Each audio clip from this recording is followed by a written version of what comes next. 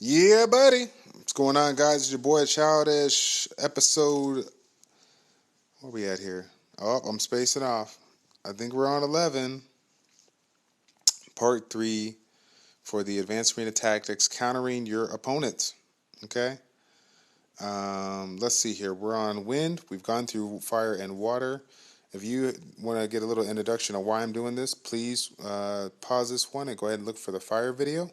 That kind of give you an explanation, but I'm going to go ahead and jump right into it because we got about 5 or so units to cover here. I don't want to be real quick with it.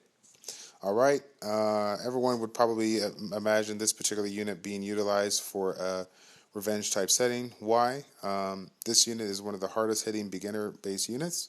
So people that are coming on board, they have an opportunity to get this unit are going to be good. You're not going to see a lot of people get this unit and then have a lot of revenge runes available. But if you are one of those people that started out the game and you did, she's one of your better units and you got her 5-star max, keep her around and give it a go with a Rage Revenge setup. Why Rage? Because her leader skill plus her passive, critical increase on here, in addition to what she has for base stats, gives her 58% chance to critically hit. So if you're counterattacking with a 58% chance to critically hit, you want to go with a Rage setup and take advantage of that crit damage. In addition, she has a nice attack based on enemies' max HP, so it's good, viable for dungeons, bosses, stuff like that. And then she has just another attack that has the opportunity to continuously attack. So really good beginner option. Probably one that goes hand in hand with her. Whoops, I just clicked the same one. Got the case of the fat fingers. All right. Another one that goes hand in hand with her is this one. This one's a little bit different than their water and wind counterparts.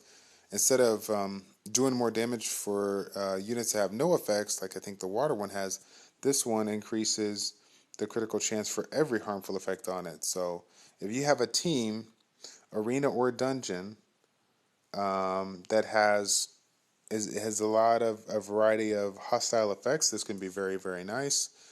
Again, she has her own stun, similar to the other martial cats. So you could go Despair Revenge, but I like a Rage Revenge setup because this one is going to have a lot of extra additional critical rate. Rage Revenge, or if you get some nice revenge runes, you can go Revenge across the board, and focus on attack on 2, crit damage on 4, and attack on 6. Okay, moving on. I'm going to be quick with these 2 mentions because we already talked about them in the other videos. The Any Puree, I think, is going to be a viable one because revenging with a chance to remove an effect is always good. And then revenging for the Kung Fu Girls is always going to be good because her first attack has an opportunity to trigger her second attack. So again, like I stated before in the beginning of all these videos, these are my ideas, my thoughts with retrospect to what I know, my experience, and people's experience that have provided, been provided on the forum. So this is all subjective to what we find out if people test it out. But the theory is sound. They haven't stated any kind of a unit that's not going to be able to utilize passive abilities or first attack abilities based on, with the exception of Amon, which is why they made the big change with Amon not being able to be teamed up with other units or utilize the counterattack setup. So I don't think there was anybody. Oh, shit. Excuse me. So my number one choice, I completely forgot about this. Number one choice for this particular wind setup is the Wind Rakshasa. So everyone knows that her passive provides 15% chance to attack again. If you put the violence spec on her, that gives her an additional 20%, making it 35%. And then for the subset, using the revenge gives you that small opportunity to counterattack. And then when you counterattack, if the chain effect works, you should be able to counterattack and then have a 35% chance to attack again because of her passive. If they don't include in that, I'm going to be kind of sad, but I understand why they wouldn't, because that would be seriously OP if somebody were to, take it. But then on the flip side, it's a 15% chance to counter, not like a ridiculous amount. So you can, I mean, you can kind of flip it and go all revenge with a 45% chance of revenge, but again, you lose out on the additional chance of attacking with your dancing whip. So I like the sound of a violent revenge on this one. My wife has one, so I'll probably test this one out and get back with you on that. But those are my top three, top four choices here. The only other notable to make mention to for um, probably the 5-star one is the one that has a 35% chance to stun. So he already has a nice stun built into it, which would make him viable.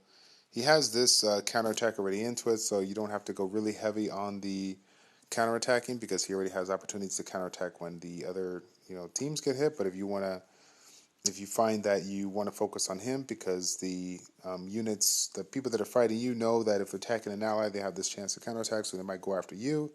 Then putting revenge set on him might be another viable option. Again, with a 35% chance to stun, I think it's definitely worthwhile to give it a go. And then of course, depending on what kind of runes you get. When I think of people trying to play with 5-star natural borns with this revenge setup, the rune setup, so to speak, is going to be really outside the box. I only can provide guesstimations based on 3-star, 4-star setups because I know those setups really more. But people at this stage of the game, they're using a multitude of combinations of runes just to get their subsets up. So I really couldn't recommend any particular set. If they were fortunate enough to get a full set of really quality revenge runes that emphasizes his strengths, then by golly, give it a go, man. But again, it's all kind of out in the open. So those are my top 4, top 5 there. That is pretty much it. I think there's a couple other options, but they each have their own strength and weakness to taken away from their so-called suggested rune build. So I'm just going to go ahead and recommend the one that I do there. So we'll go ahead and call it there. Call it a quits, guys. Thank you guys for tuning in. Since I don't have the majority of these units, I won't be making a part 4 to showcase sample teams and whatnot.